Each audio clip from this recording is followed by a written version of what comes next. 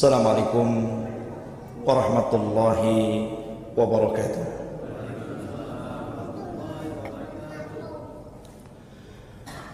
Alhamdulillah, alhamdulillahilladzi hadana wa kafana wa ja'alana minal muslimin. Asyhadu an la ilaha illallah waliyyus salihin wa asyhadu anna Muhammadan abduhu wa rasuluh wa safiyuhu wa mukhtaruhu ala khalqihi wa khaliluh arsalahu Allahu rahmatan lil alamin. Allahumma ij'al hadha ijtima'ana ijtima'an marhuma waj'al tafarruqana min ba'dihi tafarruqan ma'suma wala taj'al fina wala min bainina saqiyan wala mahruma. Rabbi israh li sadri wa yassir li amri wahlul 'uqdatan min lisani yafqahu qawli. Amma ba'd. Hadirin dan hadirat, ikhwatu fid din wa akhwatu fillah, rahimani wa rahimakumullah. Alhamdulillah, pada malam hari ini kita bisa berkumpul di masjid ini membahas kisah-kisah yang tertera dalam Al-Quran. Karena sepertiga Al-Quran itu qasas, cerita. Begitulah Allah Subhanahu wa ta'ala membagi Al-Quran itu menjadi tiga. Sepertiganya bicara tentang tauhid, sepertiganya bicara tentang hukum-hukum ibadah, dan sepertiganya bicara tentang kisah. Karena dengan kisah itu kita bisa memetik pelajaran. Dan kisah dalam Al-Quran bukan dongeng, tetapi kisah nyata dari umat-umat terdahulu yang kemudian dikisahkan Allah kepada Rasul untuk menetapkan hati Rasul. Jadi kalau dakwah Nabi SAW banyak liku-liku, banyak duri yang menghalang, maka Allah ceritakan bagaimana para nabi dulu juga sama kondisinya, tidak lepas daripada ancaman, bahkan sebagian mereka dibunuh. Kita lihat para nabi di zaman Bani Israel banyak yang dibunuh orang-orang Yahudi. Khusus malam ini kita mulai dari urutan surah. Kita ambil dari surah pertama setelah Al-Fatihah, Al-Baqarah. Di dalam surah Al-Baqarah ada satu kisah yang sangat menarik untuk kita kisahkan. Cerita ini dikenal dengan cerita Talut dan Jalut. Disebutkan di dalam surah Al-Baqarah, tepatnya ayat 209 sampai 252. Allah Subhanahu wa taala menceritakan kisah yang luar biasa dari kisah-kisah Bani Israel. Sebelum saya mengkisahkan dan membacakan ayatnya, saya ingin memberikan muqaddimah biar nyambung ke ceritanya dulu. Dahulu kita tahu bahwa Bani Israel itu diselamatkan dari perbudakan Fir'aun oleh Nabi Musa alaihi salatu wassalam dan dibawa ke Palestina. Walaupun yang membawa masuk ke Palestina adalah Yusha bin Nun, karena Musa meninggal duluan di bumi yang Allah Subhanahu wa taala berikan kebingungan kepada Bani Israel karena ulah mereka sendiri bermaksiat kepada Allah dan Rasulnya. Tapi kemudian Yusha bin Nun berhasil memasukkan Bani Israel ke Baitul Maqdis. Lah kita tahu bahwa setelah meninggalnya Yusha bin Nun, kemudian Bani Israel ini masih berada di atas agama yang hak, akidah yang lurus. Tapi berjalannya waktu, biasa ketika mereka jauh dari para nabi, jauh daripada ulama, maka kondisinya tentu akan lebih buruk daripada sebelumnya. Dari situlah ikhwatu fiddin yang dimuliakan Allah Subhanahu wa taala, akhirnya Allah Subhanahu wa taala kemudian menguji mereka. Menguji siapa? Bani Israel, dengan cara dikirimkan berbagai macam musuh, sehingga mereka berperang, kadang menang, kadang kalah, kadang menang, kadang kalah, dan begitu seterusnya. Sampai pada akhirnya kemudian mereka Bani Israel dikalahkan. Bahkan sebagian mereka ada yang kemudian diperbudak, sebagian mereka lari, sebagian mereka tersiksa hidupnya karena Allah berikan bencana kepada mereka karena jauhnya mereka dari agama. Sampai suatu ketika Bani Israel ini sudah lama tidak diutus kepada mereka nabi, sehingga mereka dalam kegelapan. Dari sini kemudian Bani Israel akhirnya berdoa kepada Allah untuk dikirim kepada mereka nabi. Kita tahu bahwa Nabi Ya'qub itu melahirkan 12 keturunan. Dari 12 keturunan ini maka menjadi 12 kabilah yang sangat besar yang disebut dengan Bani Israel. Lah dari 12 kabilah ini ada keturunan Nabi Ya'qub itu yang khusus keturunannya menjadi para nabi saja. Dan itu dari keturunan putra Ya'qub namanya Lawa.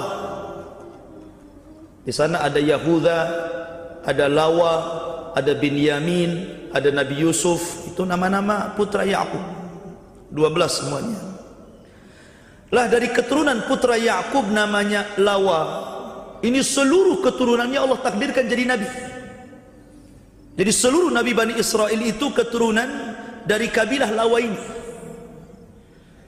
Tetapi dari kabilah Yahuda, putranya Ya'qub juga, itu Allah takdirkan keturunannya jadi raja. Jadi satu keturunan melahirkan para nabi, satu keturunan melahirkan para raja. Begitulah Allah takdirkan kepada Bani Israel. Sehingga ketika lama tidak diutus kepada mereka nabi, mereka berada di atas kegelapan, maka Bani Israel berusaha untuk mencari keturunan Lawa ini. Mudah-mudahan masih ada dan Allah masih berkenan untuk mengangkat dari keturunan ini seorang nabi. Akhirnya kemudian mereka mendapatkan seorang wanita dari keturunan Lawa yang sedang hamil, dan dia wanita salihah, wanita yang saleh, ahli ibadah. Maka kemudian setelah tahu wanita ini keturunan Lawa, makanya kemudian mereka mengurung wanita ini, takut umpamanya dibunuh orang, atau mungkin terkena penyakit dan tidak sempat diobati kemudian mati. Maka dikurung, dirawat biar lahir anaknya ini. Maka kemudian ibunya ini berdoa kepada Allah Subhanahu wa taala agar anaknya ini kelak lahir menjadi seorang nabi untuk mengarahkan Bani Israel. Karena dia seorang wanita salehah, Allah ijabah doanya. Dan ini juga pelajaran bagi ibu-ibu ya. Ibu-ibu kalau sedang hamil, jangan macam-macam. Berdoa kepada Allah Subhanahu wa taala supaya anaknya menjadi anak yang saleh, anak yang salehah gitu kan. Dan itu wasilah gitu, tidak masalah. Karena doa itu bisa mengabulkan siapapun orang-orang yang berdoa, karena Allah mendengar doa kita, apalagi dipanjatkan orang saleh dan salehah. Kemudian lahirlah dari wanita ini seorang nabi, namanya Nabi Samuel, atau juga Nabi Sam'un, kurang lebih namanya, tapi ma'ruf Samuel. Artinya Samuel itu bayi yang lahir karena doa seorang ibu. Lah Nabi Samuel ini kemudian diangkat oleh Allah menjadi nabi dan mengarahkan Bani Israel. Karena sudah lama tidak diutus kepada mereka nabi, maka ketika diutus kepada mereka Nabi Samuel, maka Bani Israel ini mulai patuh kepada nabinya. Patuh kepada nabinya karena memang posisi mereka tertindas masalahnya. Mereka diperbudak oleh kaum Amalikah. Perbudak. Lah kaum Amalikah ini adalah kaum yang membantai Bani Israel, di mana ketika itu pimpinan perangnya namanya Jalut. Jalut itu kuat sekali. Bahkan dalam peperangan melawan Bani Israel ini, mereka berhasil mencuri tabut. Tabut itu satu kotak yang dulu dibuat oleh ibunya Nabi Musa. Ketika Musa kecil, maka ibunya membuat kotak. Karena tahun kelahiran Nabi Musa itu di tahun seluruh bayi laki-laki dibunuh, maka ibunya Nabi Musa takut dia dibunuh, kan begitu. Maka dia buatkan kotak. Kata Imam Zamakhsyari bahwa panjangnya kotak itu 3 hasta begini. Sini 1 hasta ya, berarti 3 hasta hampir 1,5 meter. Jadi 1 hasta kali 3 hasta berarti 1,5 meter kali 1,5 meter. Itu kotaknya kecil ya. Disitulah Musa kecil pernah diteletakkan, kemudian hanyut di tengah lautan sampai dibawa ke istana Fir'aun. Lah itu disebut tabut namanya, kotak itu ya. Dan di dalam tabut itu ada tongkatnya Nabi Musa, kemudian ada serpihannya papan-papan Taurat. Karena Taurat kan pecah karena dibanting Nabi Musa ketika marah kepada kaumnya gara-gara menyembah Samiri, patung sapi itu. Di situ ada serpihan Taurat. Kemudian di situ ada baju-bajunya Nabi Musa dan Harun. Ya. Lah tabut ini biasanya digunakan oleh Bani Israel untuk mengambil berkah, tabarruk, mengambil berkah. Jadi setiap Bani Israel itu melakukan peperangan, maka tabut ini akan diletakkan di depan para tentara. Dan apabila mereka melihat tabut, mereka tenang, timbul keberaniannya. Rupanya ketika tentara Jalut dari Amalikah ini menyerang Bani Israel, kalah Bani Israel, diperbudak dan tabutnya dicuri oleh Jalut. Karena tabutnya dicuri oleh Jalut, akhirnya Bani Israel mengalami kegundahan, mengalami ketakutan, mengalami musibah macam-macam. Ya. Disitulah ketika Raja Samuel diutus kepada mereka.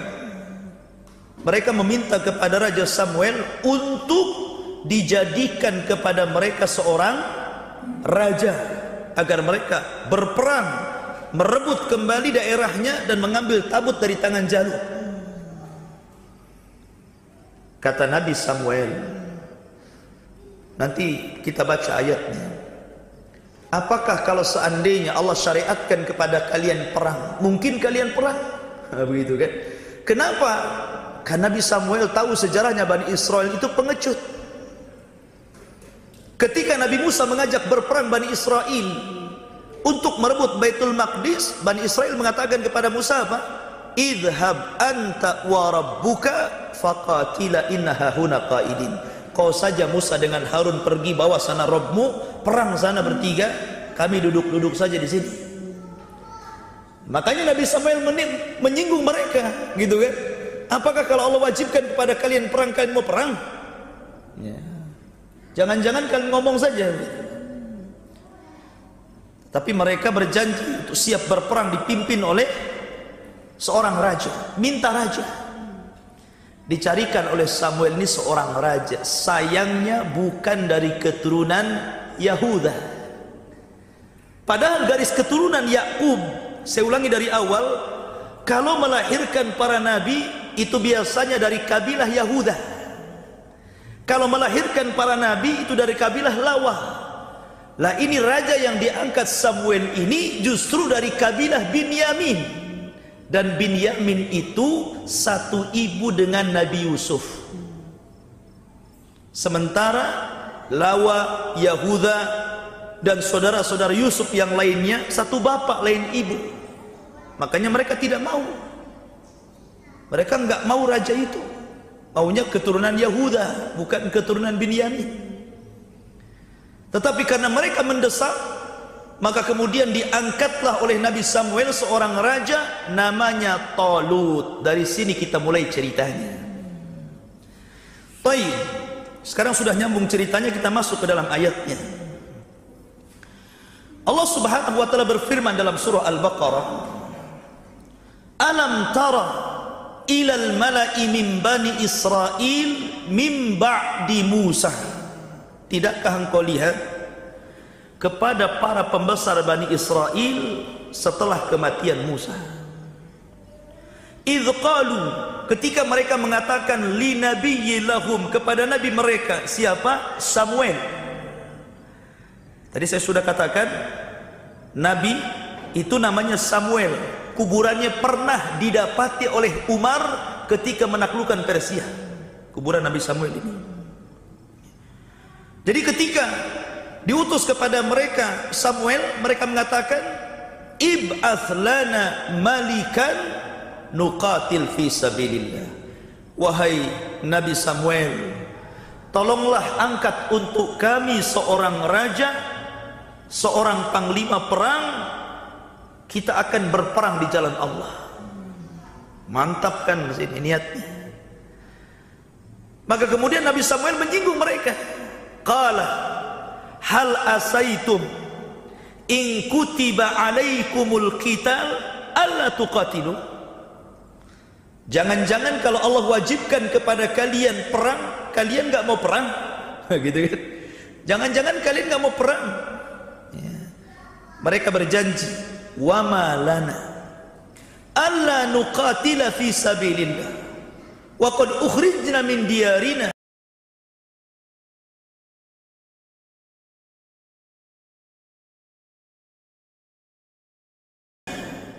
Bagaimana kami tidak siap perang, wahai Nabi Samuel? Kau lihat kami sudah dikeluarkan dari negeri kami. Sebagian wanita-wanita kami diperbudak, anak-anak kami dibantai. Kami harus balas ini. Gimana kau meragukan keberanian kami?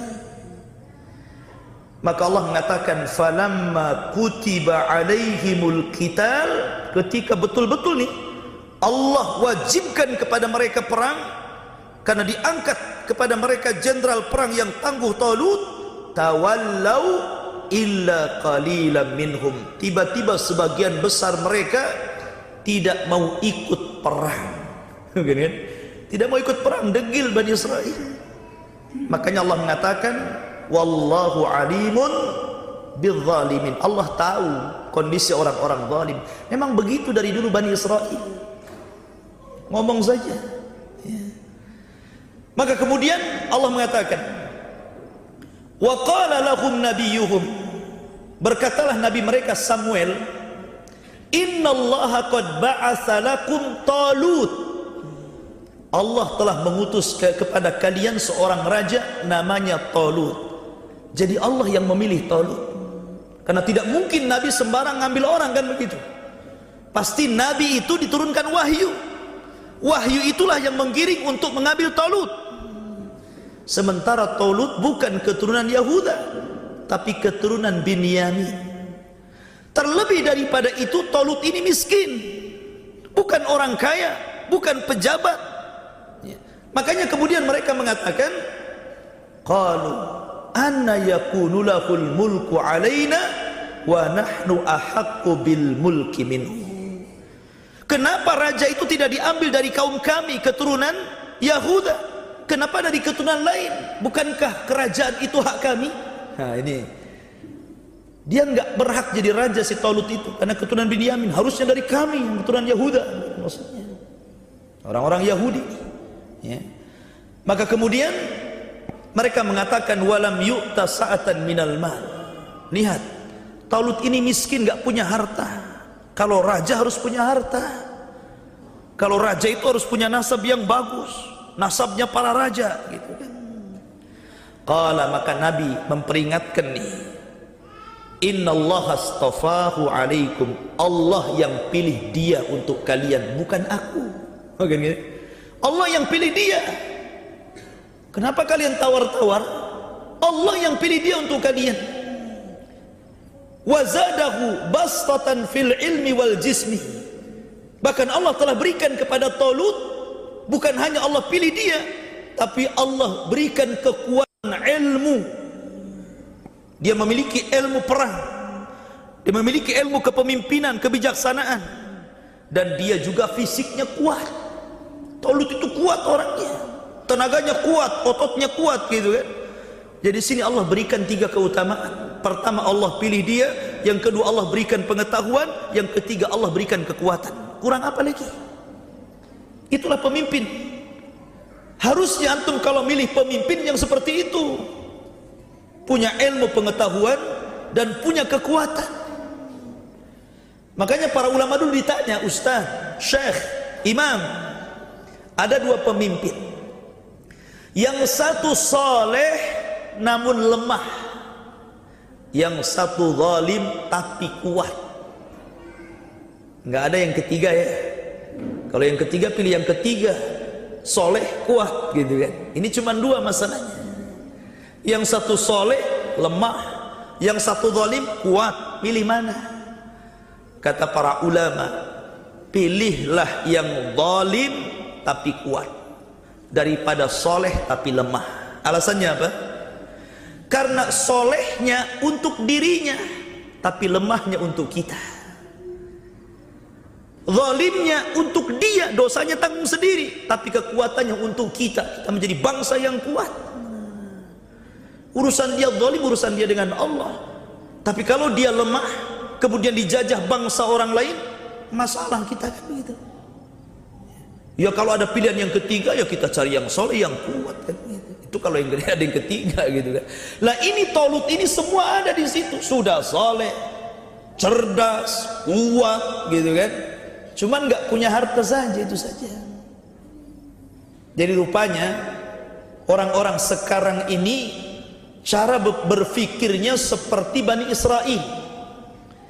Kalau nyari pemimpin itu yang penting kaya, bodoh nggak apa-apa, nggak salat nggak apa-apa, nggak sekolah nggak apa-apa, yang penting kaya gitu kan. Makanya kalau ada pemilihan pemimpin itu senjatanya serangan fajar itu, bagi-bagi beras sembako gitu kan, menang dia. Sampai ada di satu daerah itu ada 2 calon, satu preman, satu kiai.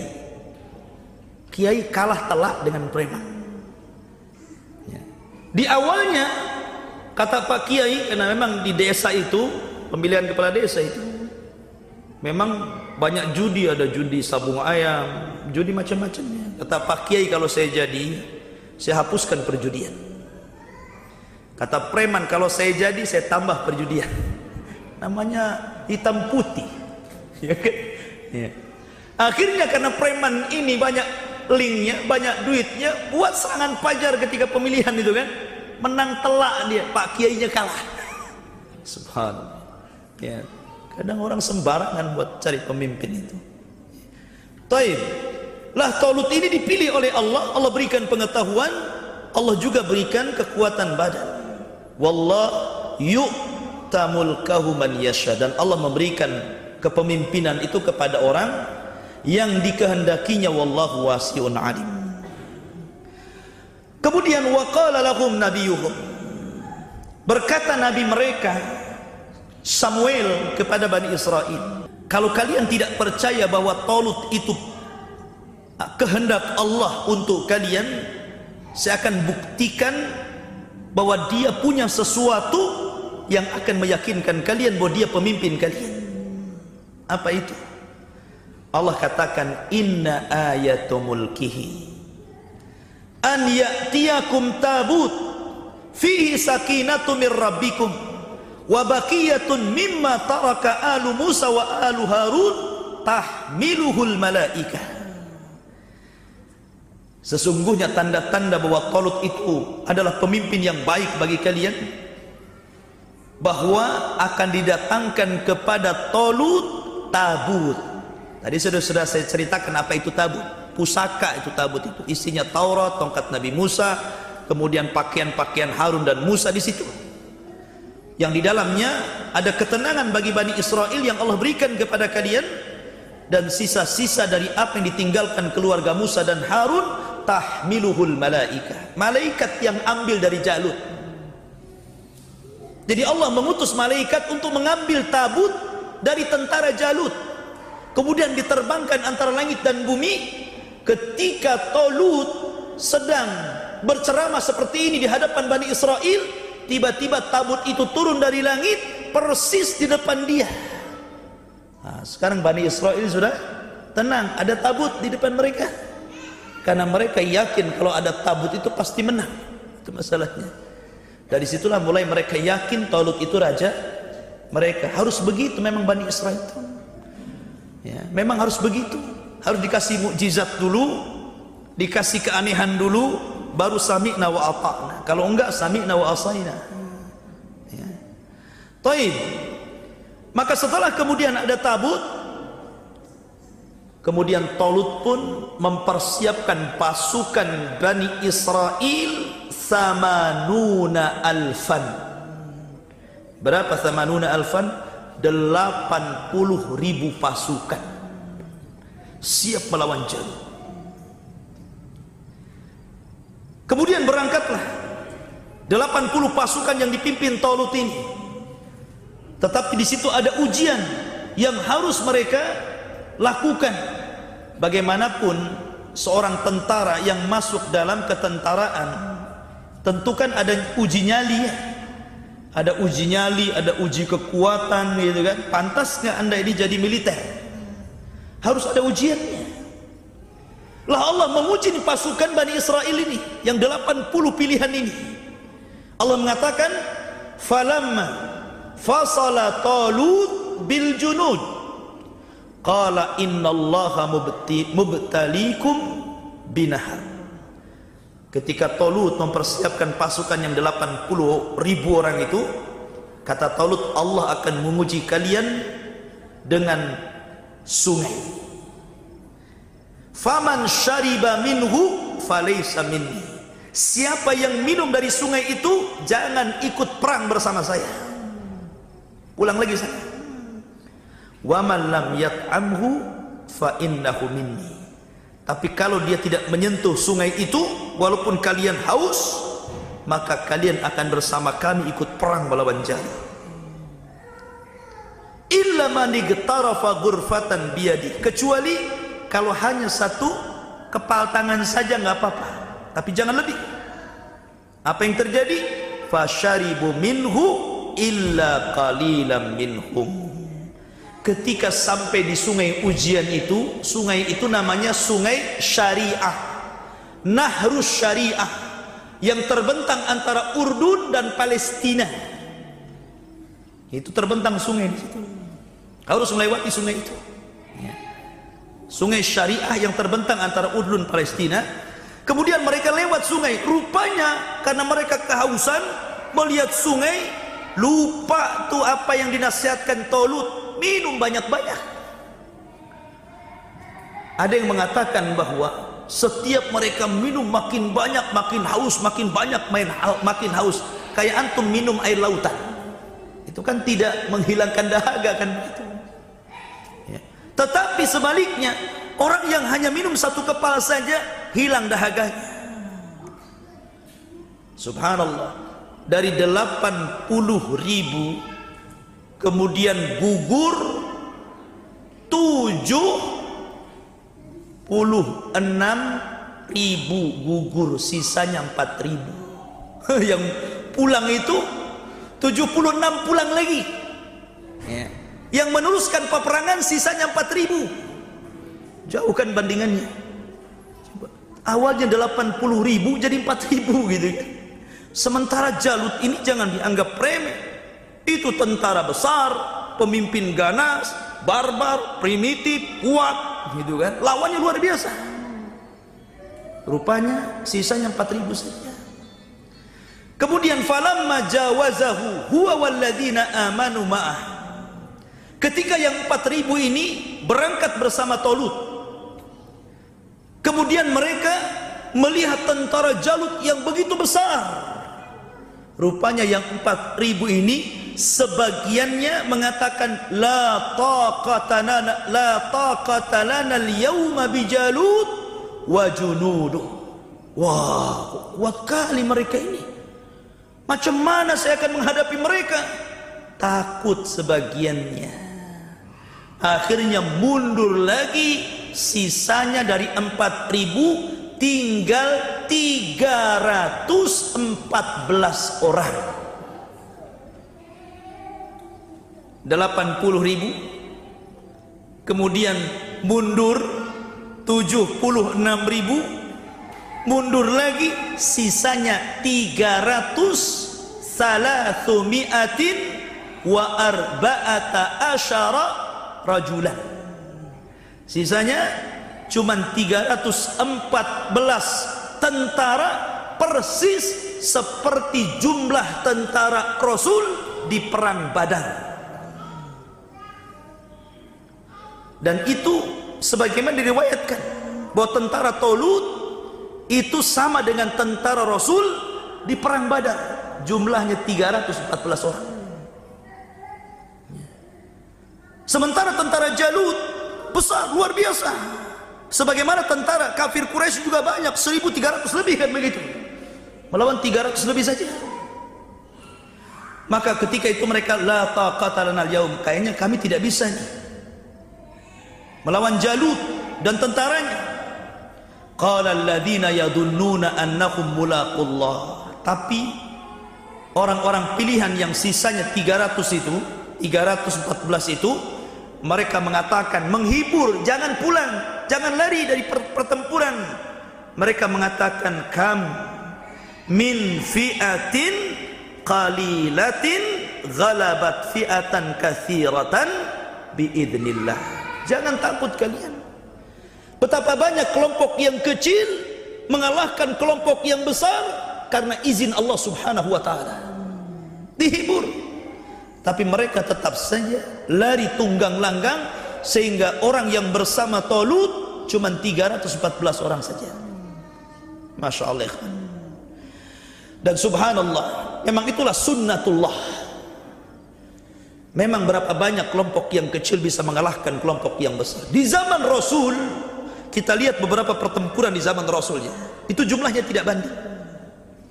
Dalam perang Badar, saya ulangi bahwa jumlah pasukan Badar itu yang dipimpin Rasul sama dengan jumlah pasukan Talut, 314 lebih. Sementara jumlah pasukan musuh hampir 1.200 lebih sampai 1.300. Tidak banding secara jumlah. Dalam perang Uhud, tentara kaum muslimin cuma 700, tapi tentara orang-orang kafir mencakup 6.000 lebih. Dalam perang Mu'tah, ketika itu perang Mu'tah itu perang di mana orang-orang Romawi marah gara-gara dikirimi surat oleh Rasul supaya masuk Islam. Maka mereka mempersiapkan pasukan 200.000. Bayangkan, 200.000 lebih. Dengan sekutu-sekutu Arab itu bergerak dari Romawi menuju Madinah. Kata Nabi SAW, ini pasukan besar, kalau menghantam kita di Madinah bahaya. Akan terbunuh anak-anak, wanita, orang tua. Kita hadapi di luar. Maka Nabi mengutus Zaid untuk memegang benderanya. Zaid, kalau kau mati, serahkan kepada Ja'far. Ja'far, kalau kau mati, serahkan bendera kepada Abdullah bin Rawaha. Berangkat kalian. Dan hanya membawa pasukan 3.000 melawan 200.000 lebih. Di awal pertempuran kalah itu. Zaid meninggal, diambil benderanya Ja'far. Ja'far meninggal, diambil benderanya oleh Abdullah bin Rawaha. Abdullah bin Rawaha meninggal juga. Bingung kaum muslimin. Akhirnya mereka melirik kepada Khalid ibn Walid. Karena Khalid bin Walid itu cerdas, apalagi soal ilmu peperangan. Dibuat macam-macam taktik perang, dan Allah takdirkan menang. 3.000 lawan 200 itu menang, 200.000. Sampai orang Romawi heran dan bertanya kepada Khalid, apa sih kunci kemenangan kalian ini? Kata Khalid, nahnu nuhibbul maut kama tuhibbul haya, karena kami cinta kematian sebagaimana kalian cinta kehidupan. Ya. Kemudian dalam perang Tabuk 30.000 kaum muslimin, 40.000 kaum kafirin. Mungkin sedikit nih bedanya ya, 10.000 saja. Tapi lihat dalam perang Khandaq, itu kan perang Khandaq itu gabungan loh. Orang musyrik bergabung dengan orang Yahudi, bergabung dengan orang-orang munafik, sehingga kaum muslimin yang dikepung itu jumlahnya 3.000, sementara yang mengepung jumlahnya 10.000. Jadi kalau kita melihat peperangan Nabi SAW, dan hampir secara umum dimenangkan kaum muslimin, walaupun mereka kecil pasukannya, tapi Allah sudah mengatakan kam min fi'atin qalilatin ghalabat fi'atan katsiratan biidznillah. Berapa banyak kelompok yang kecil melawan kelompok yang besar menang. Bahkan di akhir zaman juga sama. Ketika terjadi Malhamatul Kubra, ketika sebelum terjadi Malhamatul Kubra, kaum muslimin akan berperang dengan orang-orang Nasrani. Dan ketika itu tentara Romawi adalah tentara terbanyak sedunia jumlahnya. Dan tentara kaum muslimin tidak banyak. Tapi karena tentara kaum muslimin punya kekuatan yang luar biasa yang tidak dimiliki orang kafir dari segi keberanian, makanya mereka tidak sanggup melawan kaum muslimin, berakhir dengan perjanjian damai, kemudian menyerbu orang-orang selain mereka dari benua Asia. Setelah itu terjadi pembatalan perjanjian, barulah kemudian terjadi Malhamatul Kubra, perang besar. Armageddon, apa namanya perang itu ya. Taib. Lah ketika Talut ini tentaranya tinggal 314 orang melawan ratusan ribu tentara Jalut. Kebiasaan perang dulu itu beda dengan perang sekarang. Zaman dulu kalau sebelum perang itu ada namanya perang tanding dulu. Jadi tidak langsung serbu, tidak. Mana jagoan kalian? Nih jagoan saya. Jadi suluh bulat dulu tuh sampai mati. Ya. Akhirnya kemudian waktu itu Jalut sesumbang. Jalut itu besar, posturnya kuat, tentara panglima perang, ditakuti orang gitu kan. Dia sesumbang. Siapa di antara kalian berhasil melawanku? Subhanallah. Talut ketika melihat 314 orang ini, kemudian mereka menawarkan, dia menawarkan kepada yang 314 orang ini, siapa di antara kalian yang mau maju melawan Jalut? Nggak ada yang bergerak. Takut lewat Jalut. Nggak ada yang bergerak, satu pun diam saja. Kemudian kata Talut, siapa yang berani melawan Jalut dan menang, kunikahkan dia dengan putriku dan dia akan mewarisi tahta kerajaanku. Ini sudah ada iming-iming bagus nih. Nggak ada yang bergerak juga. Iya kalau menang, kalau kalah nggak jadi kawin kan gitu. Nggak ada yang bergerak. Subhanallah. Ya wajar manusiawi ya kawan. Ini tentara banyak, kuat-kuat, kita kecil. Tapi Allah subhanahu wa ta'ala ketika itu berikan keberanian kepada anak muda yang usianya belasan tahun, masih 17-18 tahun. Dan anak muda itu namanya Daud, yang kita kenal dengan Nabi Daud. Dia satu di antara anggota pemberani yang terlibat dalam 314 pasukan Talut itu. Berani dia ya. Saya ingin sedikit menceritakan Daud, kenapa dia bisa mengalahkan Jalut. Nabi Daud ini seorang penggembala. Dari kecil dia seorang penggembala. Nabi juga sama penggembala, karena tidak ada nabi kecuali dia pernah menggembala kambing. Makanya Nabi juga penggembala ya. Lah karena dia harus kemudian melindungi kambing-kambingnya dari serangan serigala, maka Nabi Daud ini suka melempar serigala dengan batu. Dan subhanallah, Allah berikan kekuatan kepada Daud. Sekali lempar serigala itu bukan hanya mati, hancur badannya itu, kayak ditembak begitu kan.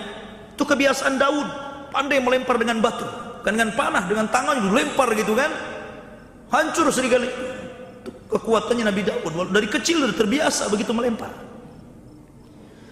Makanya ketika kemudian Nabi Daud alaihi salatu wassalam maju, Jalut menganggap remeh gitu kan.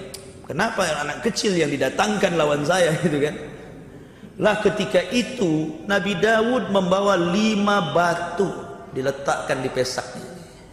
Itu senjatanya dia, tukang lempar. Ya kan? Ya. Akhirnya ketika Nabi Daud maju, nggak disia-siakan kesempatan, dilempar batunya itu, kena kepalanya hancur, mati.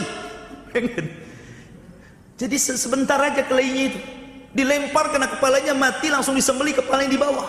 Wih, pasukan Jalut melihat pemimpinnya mati di tangan Daud, otomatis kan ciut mereka, hilang ininya. Ketika kemudian mereka kebingungan, pemimpinnya mati, disitulah tidak disia-siakan oleh Talut, maka dia menyerbu dengan kekuatan yang sedikit itu.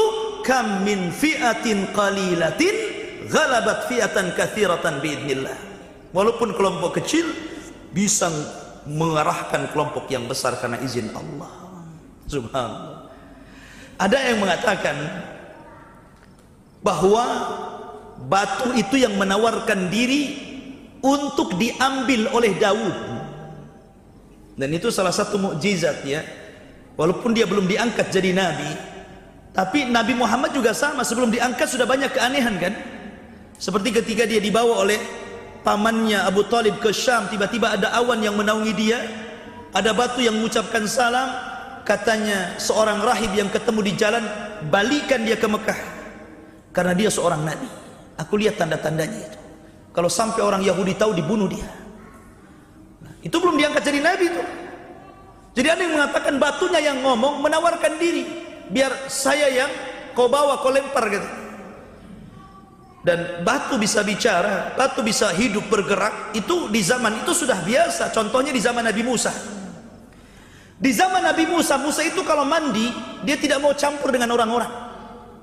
Dia sendiri, tidak mau menampakkan aurat. Jadi suatu ketika orang-orang Bani Israel menuduh, jangan-jangan Musa itu kalau mandi sendiri, dia punya penyakit kulit yang memalukan. Padahal Musa nggak punya penyakit kulit. Jadi suatu ketika Allah ingin membuktikan bahwa Musa itu tidak sebagaimana tuduhan Bani Israel. Lagi mandi, kemudian pakaiannya diletakkan di batu, batunya jalan.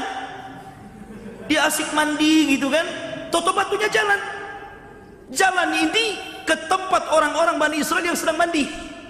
Dikejar-kejar sama Nabi Musa lagi telanjang. Setelah di depan Bani Israel, berhenti pula batu itu.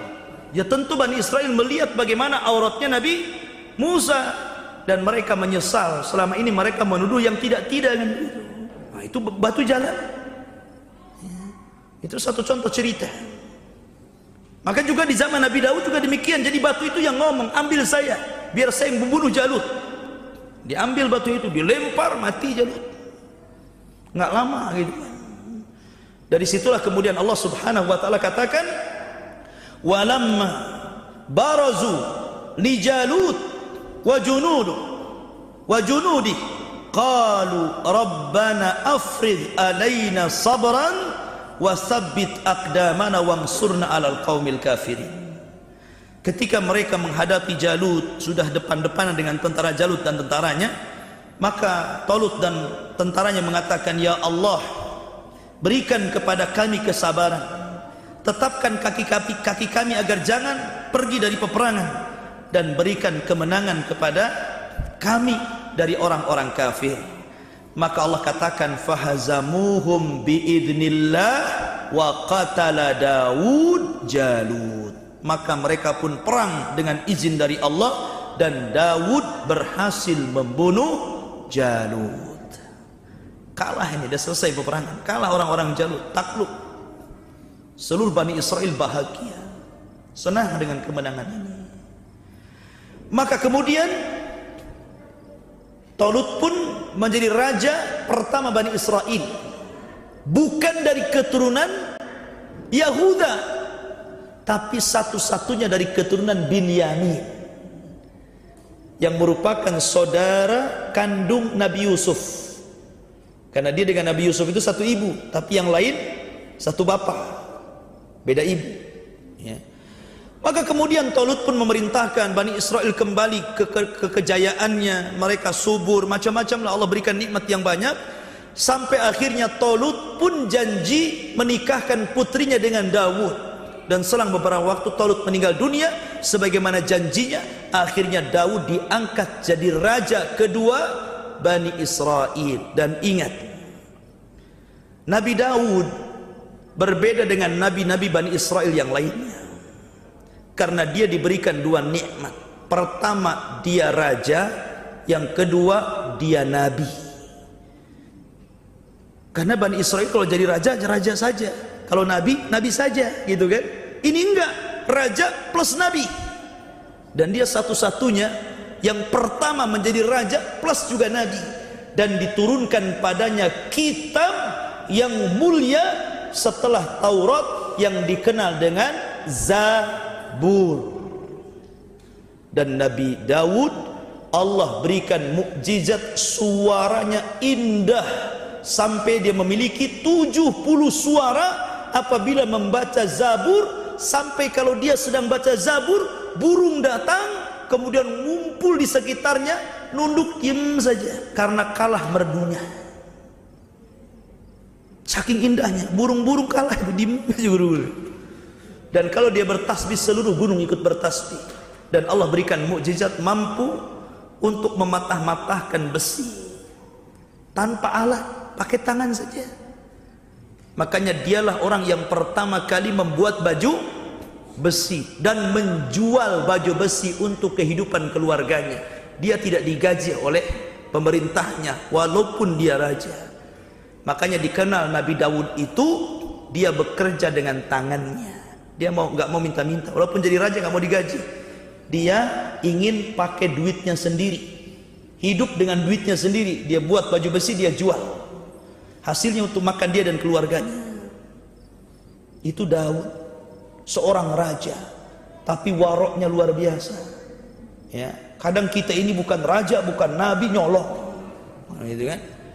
Kita bukan raja, bukan nabi, tapi asal-asalan cari rezeki. Ini raja, nabi, warok lagi, gitu kan? Nabi Daud ini.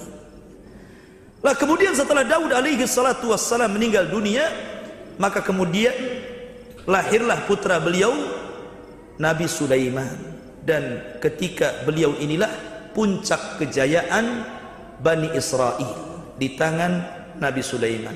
Inilah kisah yang disebutkan dalam surah Al-Baqarah 249 sampai 252.